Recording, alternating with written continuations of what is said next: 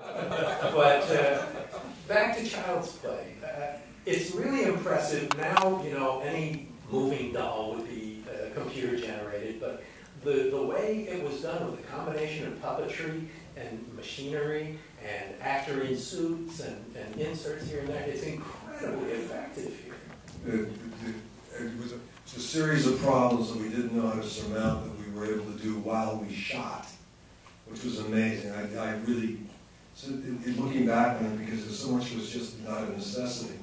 Number one, I knew it could be done because I'd seen Richard Matheson's the Zuni doll, Dan Curtis. If you're interested in film, in the history of this, Dan Curtis has done a trilogy of terror.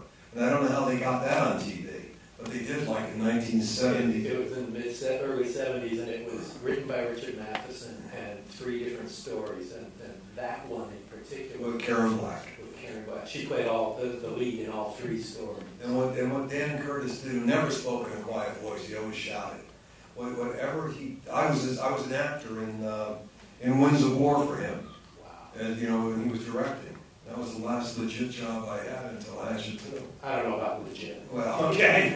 Well, no, I was in the stand because of you. Yes. Thank you. He blew it up real good.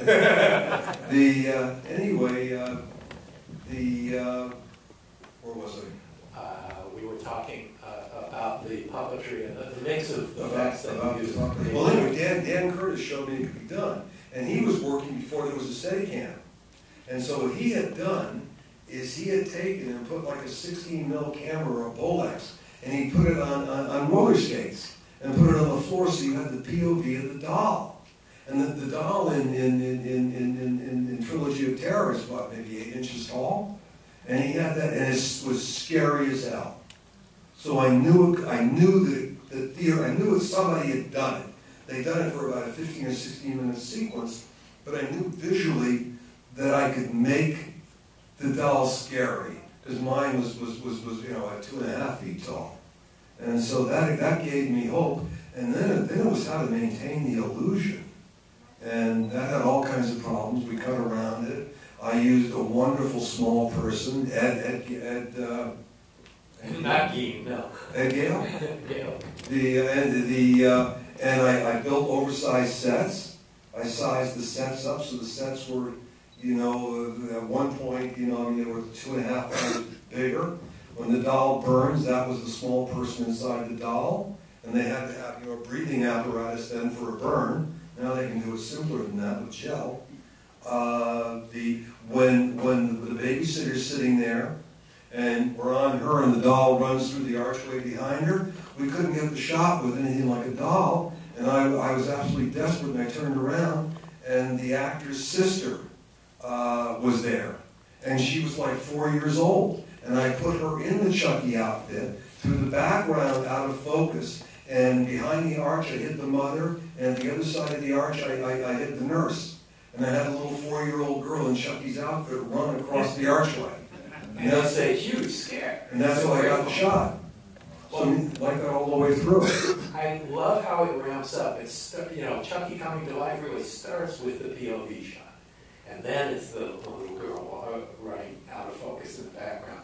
And it really takes its time to build up to a little person actually running and doing the stuff. But it's extremely effective even now. And you know that they would just do it in CG. They'll CGI the entire doll this time around. Yeah. Because it's very time intensive. And I forget how many puppeteers there were, but I had to build the setup 4 or 5 feet off the stage because the puppeteers were underneath. They were working on video screens, and the video screens reversed the action, so the knife would be in this hand up on the, you know, on the stage, but down on the screen it was like here. And then they flipped the image somehow. And so it was hell trying to get the doll to do that. It was hell lining up any kind of an eye line with the doll. You know, you'd have 4, 5, 6 puppeteers working at the same time. Yeah, it was a lot of work. Well, the design of the doll is fantastic. Kevin Yeager. Yeah, Kevin Yeager, who, by the way, married Catherine Hicks, the star, the female star. And they are still married. And they are still married. And Catherine had actually actually achieved a certain amount of fame playing Marilyn Monroe on television before this. Okay. Is that it? I remember her being in the Star Trek movie about whales. Oh, yeah, number 4. Is that number 4? That was 4. Okay, yeah. So what about the casting process? When did you hide the fact that it was a genre film at the time? You know, I mean, what happened was that a lot of people didn't want to play. Well, I shouldn't say this. I was thrilled with everybody I got in the cast, but it seems with all we're all friends. We're all friends here.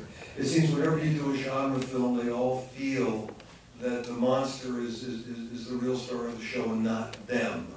So it's harder to get names, and so I was very, very thankful to get actors as good as Catherine, Chris Sarandon, and all the rest. But it's a problem. I had the same problem with Fright Night, except that I was the first-time director then. And Chris Sarandon really supported me because he was a very, very well-established actor then. And I tried to pay him back. Well, there are several things that impressed me watching this, 2 decades after it came out. But one of them is the stunts are really big and elaborate, and they go on and on. They're really effective, and they still are startling today. They're very powerful and effective. The car chases, the explosions are pretty maxed out. That's Richard Franklin. Richard Franklin taught me to try to put in 4 or 5 action sequences per movie.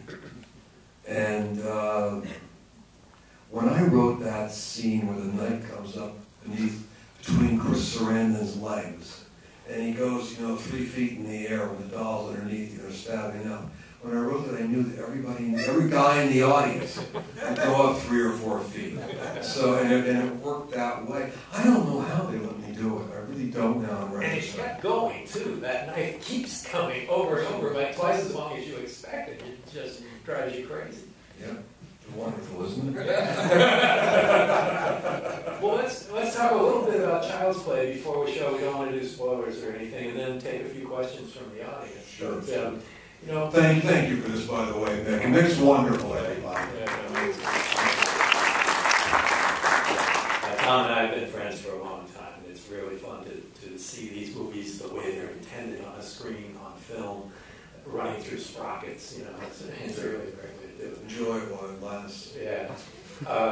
Well, I just saw a print of Stagecoach at the DGA the other night, and it looked like shit. Did it really? It really was a horrible print. It was the UCLA archive print. Oh my God. But Clint Eastwood was there to talk about it afterwards, so it was really great. Anyway, the day of the horror host, probably most people in this audience are not old enough to have actually had the local horror host on television. Roddy McDowell. You're deprived. Here in LA, we had Seymour, and we had Jeepers Creepers, and we had, Elvira started in the local here before she became national. And it was a really sweet thing at the time, and it felt very personal, and that's kind of the basis for Fright Night. Fright, yes, it is. Yeah, it was Fright Night. Who were your horror hosts? We had them. They were on the independent channel. They were on Friday night at 11 o'clock. And that was the only place you could find a horror movie or a sci-fi or a genre movie on television when I was a kid. And they always had a host. Stagger Lee was the one I remember. But I can't tell you who he was. I was sort of in mid-state New York as a kid. But it was you had to drive 100 miles to. I remember driving all the way to Pennsylvania to see Vincent Price in I Am Legend. Okay, because I couldn't find it anywhere. You don't realize anymore. I drove like 4 hours to see Duck You Sucker back around 1977 or something. And when you're a kid, you go through TV Guide marking what movies are coming up and setting the alarm to get up at 2 o'clock in the morning and watch it. It was a different day. Different day. But talk about how that kind of inspired you to do Fright Night. Well, Fright Night is Peter Vincent. It's Hammer and it's AIP mixed together, which was the films that I had as a kid growing up that made me fall in love with the genre. And then Psycho in 60 or 61 changed all that. I mean, that was the real psychological shift you know, or filmmaking, or went from being a proscenium arch into a talented filmmaker who knew how to montage, Mr. Hitchcock. But I grew up in the corny, highly saturated, you know, Roger Corman, Vincent Price, you know, and then the Hammer versions. And the Hammers went psychological after Psycho in '60 with the Jimmy Sangster stuff, you know, all the Oliver Reed stuff. But really what I grew up on was stuff before that, when they were doing all the you know, all the stuff with Revenge of Frankenstein. Yes, American titles. Yeah. Well, working with Roddy McDowall, I mean, Roddy McDowall I met once, and just a terrific guy, and very knowledgeable, and a wonderful still photographer of Hollywood royalty kind of thing.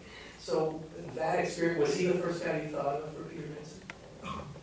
Actually, I thought of Vincent Price. Oh, of course. And it just wasn't possible when I met Vincent at Roddy McDowall's house for dinner. And he was wonderful. Vincent was sweet. Vincent, he was also very fragile when I met him.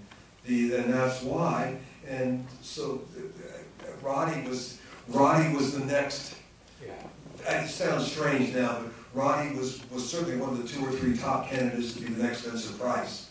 I don't think I ever would have told Roddy that, but Roddy understood, you know, that tradition, and was dear friends with Vincent. And he had also been amazing in Legend of Hell House. Amazing, but he was like what, 32, 33. But yes, as the career goes along, it slips out of the A's into the B's. But Roddy had done a brilliant job in another film I wrote called Class of '84.